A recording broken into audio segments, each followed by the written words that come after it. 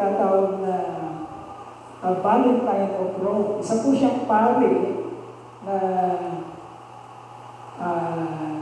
taga-Roma na naging martir po noong 269 AD. Batang-bata pa ang Christianismo na. Valentine ang pangalan niya. He was martyred by the then Emperor of Rome, Emperor Claudius II.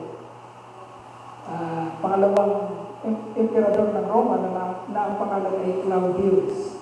Ang una pong Claudius ay yung ikalimang emperador ng Roma. Ito po, si Emperor Claudius ay naging emperador po ng Roma sa 3 taon lamang, 268 to 270 AD. Sa panahon na yun, meron po pinatay na isang pari ng Papal Rome sa panahon na yun, kasi merong away talaga sabihin natin, mga emperador ng Roma at ang mga kaparian ng Roma, yung Papal Rome. So, minartir nila, pinatay nila itong pinatawag na si Father Valentine noong 269 AD. Okay, after that, wala pong nagaganap na mga pagdiriwang ng Valentine's Day mula 269 AD hanggang 14th to 15th century. Okay? So, libo-libong taon ang nagdaan, wala namang nagaganap na Valentine's Day. Muling sinelebrate ang Valentine's Day, yung Valentine's Day na alam natin ngayon, nito pong 14th century. Pag sinabi po natin 14th century, ito po yung 1301 hanggang 1400s. Okay? At pinagpatuloy na po hanggang sa panahon natin ngayon. Mula noon, pinagdiriwang ang Valentine's Day na araw ng romance or romantic day. Okay? Ang Valentine's Day na alam natin ngayon, ito yung araw na sinasabi, araw ng mga puso, araw ng mga umibig. Okay, kaya napupuno ang maraming dating places, napupuno ang maraming hotels sa panahon na yon, sa panahon kahapon, dahil po ito ay tinaguriang araw ng mga puso ng sanlibutan. Of course, ang Christianity po ay hindi po dinagdiriwang ang Valentine's Day. So happen na ang aming panganay na anak na si Nico ay pinanganak po ng February 14. But we are not celebrating Valentine's Day. Kaya hindi namin pinangalanan si Nico na Valentino. Hindi po namin siya pinangalanan Valentino. Sapagkat alam po natin ang history ng Valentine's Day. Okay. Kailan po ang araw ng pag-ibig? When we, as Christians, are celebrating the day of love. Kailan po? Araw-araw po. Okay? Since we have been enlightened by God about His love, na ipapaliwanag po natin ngayon, ipapaliwanag sa atin ng Panginoon. Since we were enlightened about this love, mga kapatid, araw-araw po natin sineselebrate ang araw ng pag-ibig. Okay? Hindi po isang araw lang. Mula nang tayo maborn again, panganak bilang sa Espiritu bilang anak ng Diyos, naging Kristiyano, sineselebrate po natin ang araw ng pag-ibig. Okay? At yan ang ipapaliwanag natin. Meron lamang pong isang definisyon o kahulugan ang pag-ibig. Hindi po i-define, hindi po tumpak na i-define ng sanlibutan ang pag-ibig. Wala po tayong kinalaman sa kahulugan ng tunay na pag-ibig. Isa lamang po ang may kay o karapatan na magsabi o magpaliwanag sa atin ng totoong kahulugan ng pag-ibig. Sino lamang po? ang Diyos. Siya lang po ang totoong marunong magmahal. Tayo po hindi. Pero tinuturuan po tayo ng Lord. Okay? Hindi po tayo marunong magmahal o hindi po tayo marunong umibig, pero tinuturuan po tayo ng Diyos na umibig. At kailangan maintindihan natin ang tunay na kahulugan ng pag-ibig. Okay? Sana po magiging malinaw sa atin ito. Ang pamagat po ng mensahe is, love's only definition. Ang natatanging kahulugan ng pag-ibig. Hindi po tayo nagbigay ng meaning ng love, ang Diyos po. At gagamitin natin ang isang pinaka-pamosong bersikulo o talata ng Biblia. Ano po yun? John 3:16. Isang verse lamang po tayo. Okay? Nandun na po lahat ng kahulugan. Bakit tayo nandito? Anong gagagawa natin? Anong kinalaman ng pagsasama-sama natin? Anong kahulugan ng pagsamba natin at pagpupuri sa Lord? Nakapaloob po lahat sa isang verse na ito. John 3:16. And we will read. At sana, kahit hindi natin basahin, dapat lahat tayo memorize natin ang John 3:16. Young people, you should. Okay?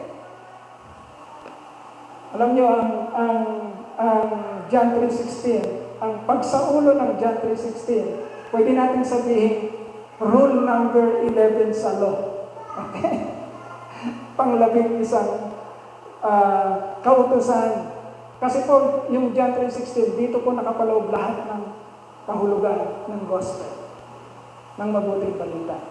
Okay? Kaya, lalo sa mga young people, habang lumalaki kayo, habang nagmamature kayo, kailangan saulatin nyo ang verse ng John 3:16 and at the same time, meron kayong malalim na pagkaunawa, kahulugan ng versikulo Juan, Kabanata 3, mga talatang 16. Okay? John 3:16. We will read John 3:16. For God so loved the world that He gave His one and only Son, that whoever believes in Him shall not perish, but have eternal life. Okay, pag saulatin niyo po yun at alam niyo ang kahulugan, kahit yun lang po ang dala niyo pag kayo po ay nag-witness. Okay? Pag naiintindihan niyo po mabuti. So yun, John 3:16. And then meron po tayong tatlong puntos na tatalakayin ngayon. Kaya number 1 is the definition of true love. Number 1 definition, love is measured by the weight of its giving. Ang pag-ibig ay nasusukat sa kung gaano kabigat ng kanyang pagbibigay. Okay? You cannot love without giving, without sacrificing. Hindi mo pwedeng masabi ito ay umiibig kung puro ka kabig. Okay? Umiibig ka, totoo umiibig ka, kung nakikita mo ang sarili mo na nasasaktan ka talaga sa pagbibigay. Mamaya, talakayin natin. Then, point number 2, love is given in spite of, and not just because of. Ang pag-ibig ay binibigay sa kabila ng, yun yung in spite of. Sa kabila na, hindi lamang doon sa ang pag-ibig ay binibigay dahilan sa. Binibigay na dahil maganda ang mata mo. Minamahal kita dahil sexy ka. Hindi because of. But in spite of. And then point number 3. Love initiates forgiveness, reconciliation, and restoration of relationship. Yan. Napaka-importante po niyan sa mga nagmamahal. Yan po ang pinakiusap ko sa dalawang nagmamahal sa mga dalawang anak ko. Wala pa kasing nagmamahal sa pangatlong anak ko eh. Wala pang nagmamahal kay Miguel. Pero ang dalawang nagmamahal ko sa mga anak ko, ang panganay ko si Miguel, pangalawang anak ko si Mia, kinakausap ko po ang kanilang mga boyfriend at girlfriend.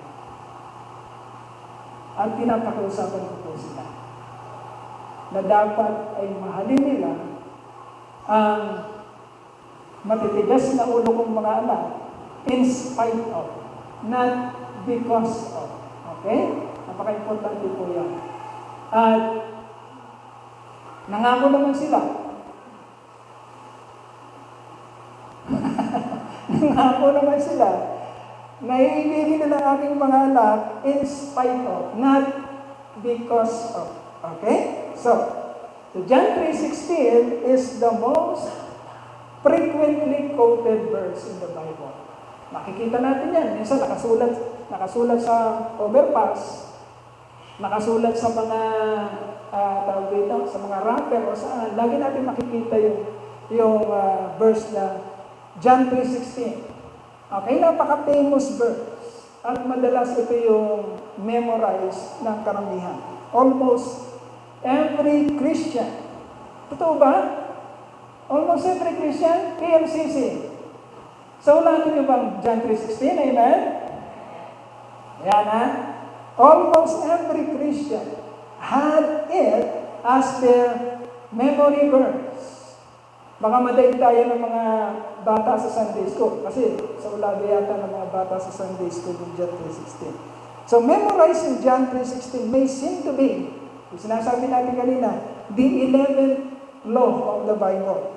Thou shalt memorize John 3:16. Simply because John 3:16 is the summary, the totality or summary of the whole gospel in a single verse. Dami pong verses sa Bible, pero sa isang single verse, sa isang verse na John 3:16, nandun po yung buod. Okay? Ng gospel o ng mabuting balita. John 3:16 define love as God exemplified it. God illustrated how to love in the life of His Son, our Lord, Jesus Christ. And this is how God demonstrated it in Jesus. Point number 1.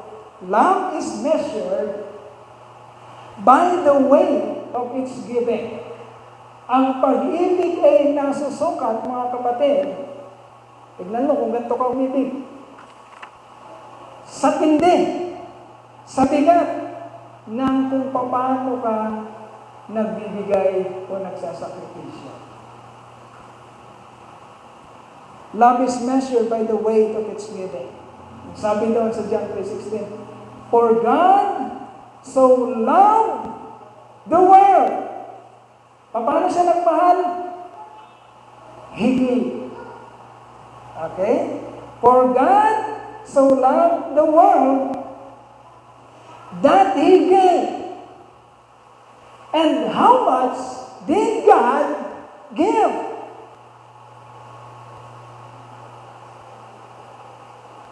Gaano katindi ang pagbibigay ng Diyos, mga kapatid? God gave everything. Napag-aralan natin, paulit-ulit natin pinag-uusapan. God gave everything. He gave His one and only Son, Jesus Christ. Nagbigay siya.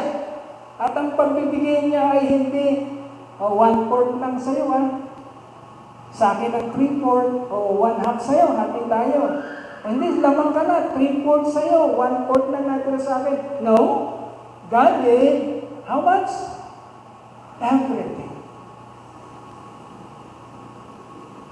At ganun yan, ninanais na maintindihan natin ang ibig sabihin ng pag-ibig o pagmamahal. Nakahandang ibigay ang lahat-lahat. Okay? We can measure love by how much the lover gives. Doon masusukat, kapatid. At sana natatagpuan niyo yun sa inyong mga minamahal sa buhay. Ano, nararamdaman niyo na ang inyong mga minamahal sa buhay ay matindi ang pagbibigay sa inyo. Okay? That we cannot, actually we cannot copy the example of our God, our Lord Jesus Christ, how much they give, the Father and the Son. Hindi natin makopya, pero kailangan maramdaman ito ng mga taong sinasabihan ng bibig natin na, alam mo, mahal kita, alam mo, iniibig kita. Yung sinasabi ng bibig na yon ay kailangan pinatututuhanan na kung paano tayo nagsasakripisyo o nagbibigay sa mga taong sinasabihan natin na mahal kita. Okay? Gawin natin din kahit dito sa ating church, sa ating mga kapatid. So we can measure love by how much the lover gives. And in this one verse of Scripture, we find that God gave everything. Jesus had spent all eternity in heaven being worshipped and served by a host of angels. Yan ang kalagayan ng ating Panginoong Kristo nung nasa heaven siya. Baka naiisip natin na si Jesus Christ ay nagkaroon lang ng mukha bilang tao na nakita ng mundo 2,000 years ago, ay noon lang panahon na yon. No? Jesus Christ is Jesus Christ since the beginning. The Alpha and the Omega. Ang ating Panginoong Kristo ay nai-enjoy ang kanyang buhay for all eternity na sinasamba at pinaglilingkuran sa sangkalangitan kung sino siya. So wala pa man ang sangkatauhan, wala pa man ang mundo, wala pa man ang lahat ng nilalang, ang ating Panginoong Kristo, mga kapatid, ay nag-i-enjoy na sa papuri at pagsamba ng mga naunang nilalang sa atin. May nauna po sa atin, the angelic host. Nauna sila kaysa sa atin. At nai-enjoy na ng ating Panginoong Kristo ang kanyang majesty, kanyang pagiging Diyos, kahit wala pa tayo. Okay? But our Lord Jesus Christ is stepped out of heaven to earth, decided to sacrifice himself and his, ang tawag doon, yung kalagayan niya sa sangkalangitan for one purpose. Ano yung purpose na yun, mga kapatid? Para ipaliwanag sa atin at ipaunawa sa atin anong ibig sabihin na tunay na pag-ibig. Okay? For one purpose only. He stepped out of heaven to earth sa ating kalagayan, not to live and be worshipped here, but to be ridiculed, to be despised, and to be killed by us. Tingnan niyo mabuti, mga kapatid. Sanay siya na sinasamba ng mga anghel sa langit. Sanay siya na pinapupurihan. Sanay siya na itinatanghal. Sanay siya na ina-adore, minamahal. Yun ang kasanayan ni Jesus Christ sa eternity, sa sangkalangitan. Ngunit nagdesisyon siya, mga kapatid, na lumabas ng sangkalangitan, makipamuhay sa atin, hindi para sambahin dito. Hindi naman natin siya sinambahin. 2,000 years ago? Walang sumamba sa kanya. Kahit ang kanyang mga apostol, nung kasama siya, may duda pa rin sa kanya. Kailan lang nabuo ang kanilang mga pananampalataya?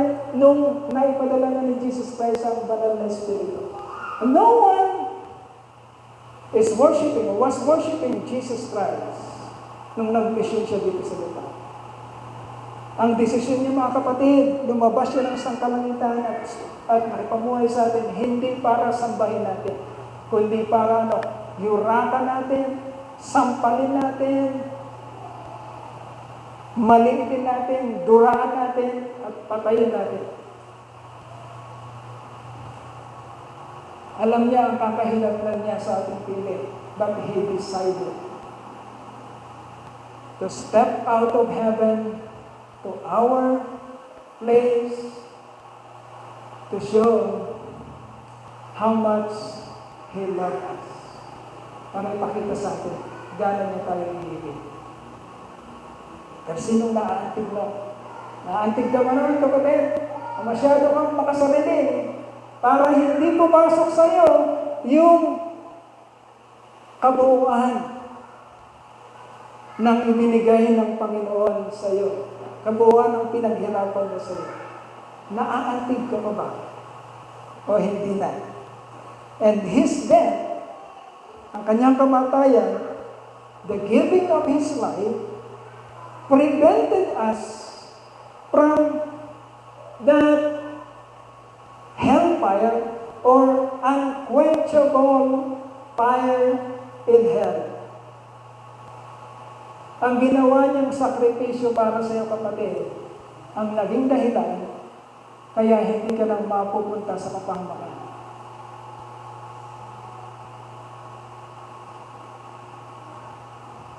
Napakatinding kabayaran kasi napakatindi ng kakahinatnan mo kung hindi siya magbabayad ng matindi.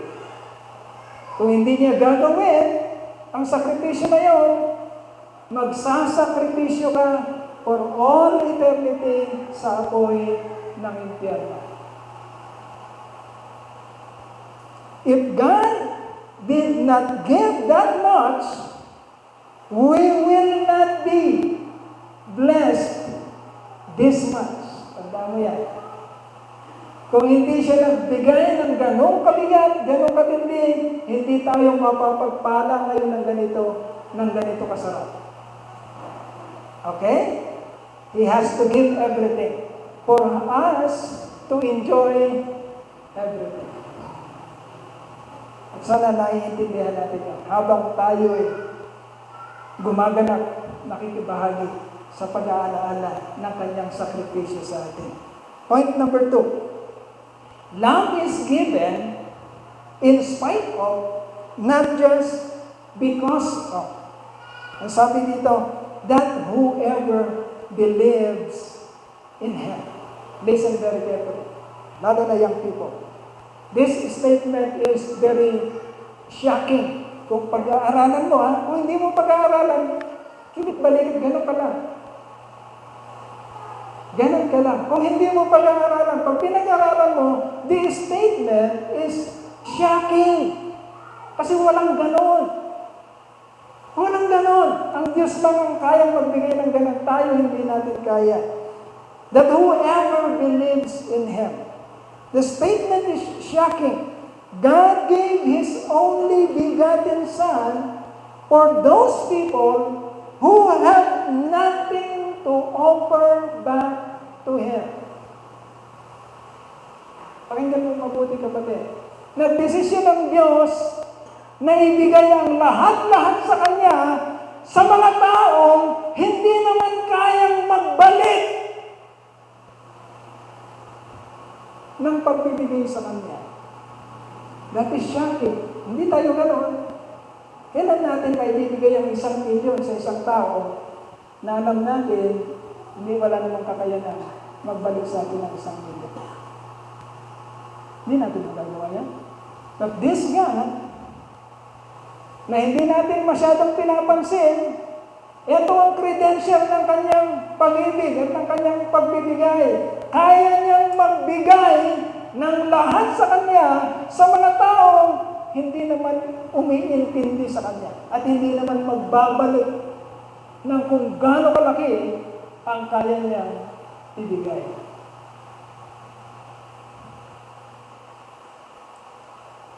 For those people who have no bargaining chips na pwedeng ipalit sa kahalagahan at sa kadakilaan ng kanyang anak, ni wala kang pwedeng i-offer pabalik sa kanya. No virtue, walang makitang kainaman sa ating pag-uugali, sa ating karakter, para man lang ma-win natin ang acceptance ng Panginoon na eto si Doy, pwede kong bigyan ng buhay ng Panginoong Jesucristo ng anak kong si Jesucristo Kasi mabait siya. Walang ganong nakikita ang Lord.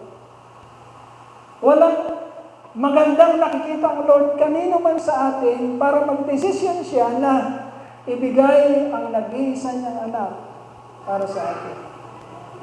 So that statement is very shocking, mga kapatid. Ano lang ang ni-request ng Lord? Ano lang ang ni-request niya? He just decided to give His all for nothing. God gave His love through the life of our Lord Jesus Christ in spite of, sa kabila ng, in spite of our inadequacy to give back to Him the only thing that is asked of us.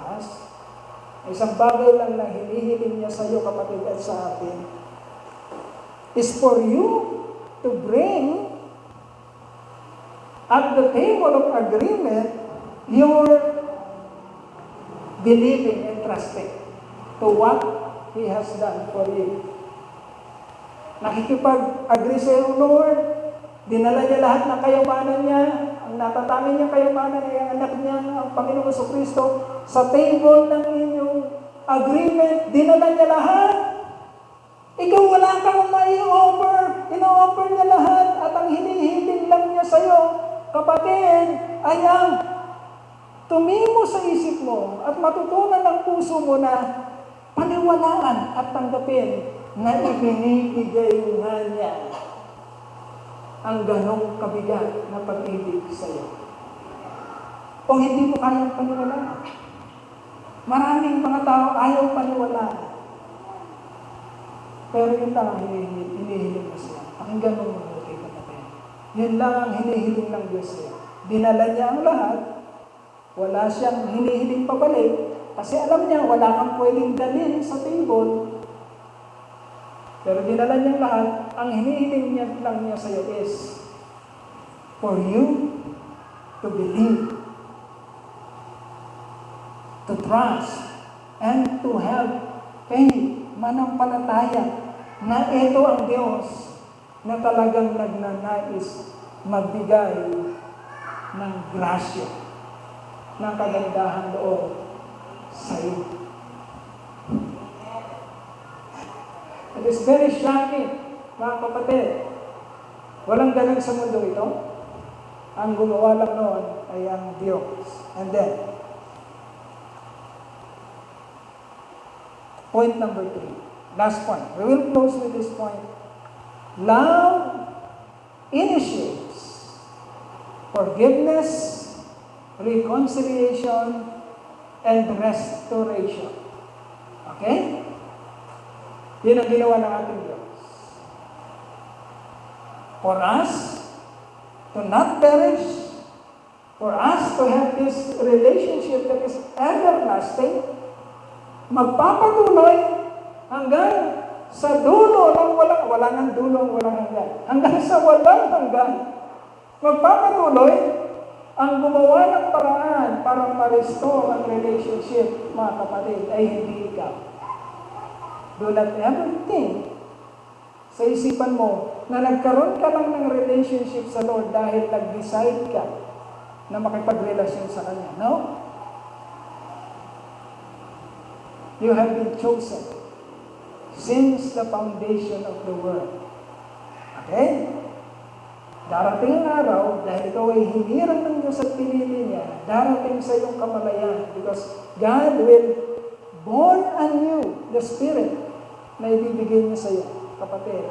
At matututunan mo kung sino siya, maintindihan mo yung ginawa niya sa iyo, at sa pamamagitan ng iyon, matututunan mong magmahal pabalik sa Kanya at tatanggapin mo kung sino siya at kung anong ginawa niya para sa iyo.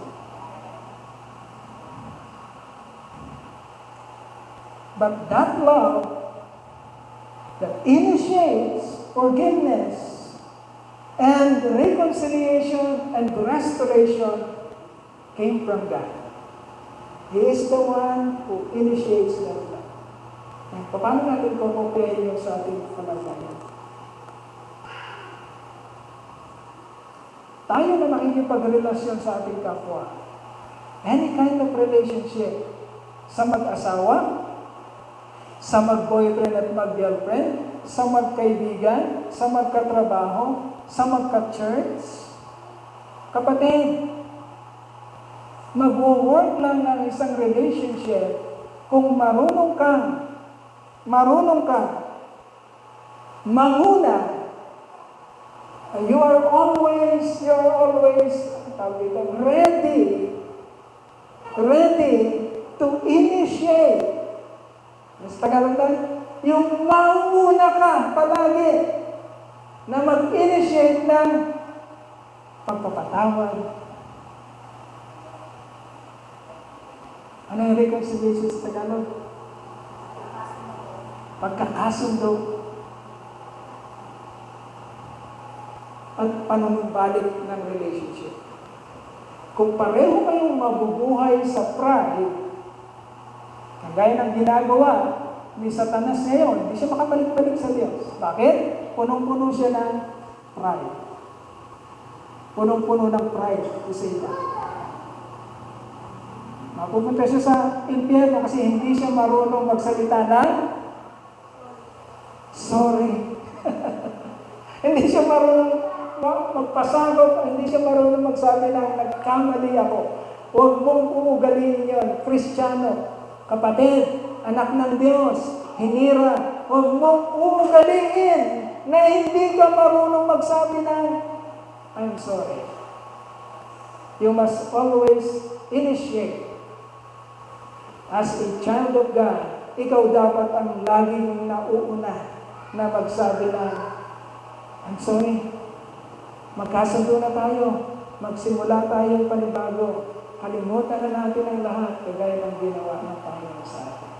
Tandaan mo, kapatid, ang tunay na pag-ibig ay nangunguna sa pagpapatawad, sa reconciliation, pagkakasundo-sundo, at sa papanumbalik ng relationship. Tatagal ang relationship nyo kung marunong kayo magsakripisyo. Okay?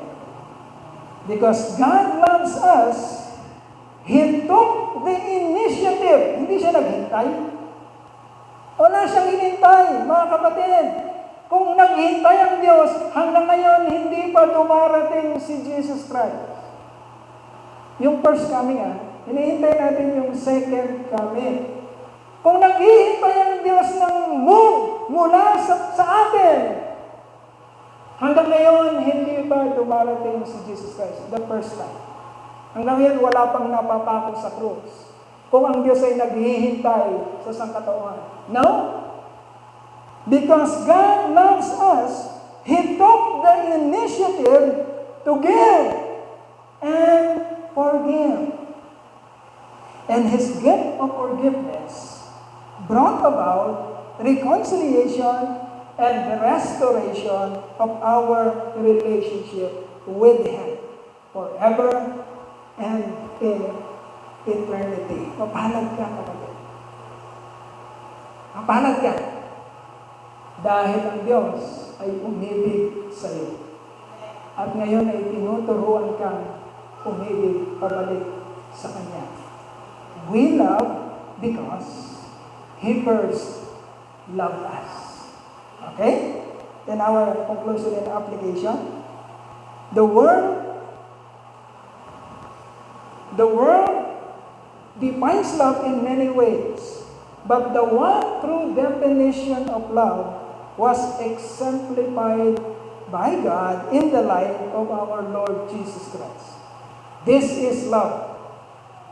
He gave everything in spite of our unworthiness to receive and our inadequacy to give back to Him. His love brings about forgiveness, reconciliation, and the restoration of a relationship with Him all throughout eternity. Papurihan po natin at pasalamatan natin. Ayaw po yung manalangin. Hallelujah, hallelujah, hallelujah. Ama naming dakila, salamat po. Tinuturuan mo po kami ng tunay na kahulugan ng pag-ibig. Hindi po ang pag-ibig na naiintindihan ng sanlibutan na ito, kundi ang dakilang pag-ibig at nag-iisang pag-ibig na ipinakita mo at pinaliwanag mo sa pamamagitan ng iyong anak, ang aming Panginoon at tagapagligtas na si Jesucristo. Ama, nawa Panginoon, hindi namin baliwalain ang dakilang pag-ibig na inalay mo sa amin, kundi patuloy namin alalahanin gaano kalaki, kabigat, kalawak, kataas, kainam ang pag-ibig na inukol mo sa amin. Naway maunawaan namin habang inaalaala ka namin sa pamamagitan ng banal na hapunan. Ama, manguna ka sa amin at patuloy na sumubaybay sa aming mga buhay. Sa iyo ang papuri, ang parangal, ang pagsamba. Tinataas po namin sa pangalan ng iyong anak, ang aming Panginoon at tagapagligtas na si Jesucristo. Amen, amen.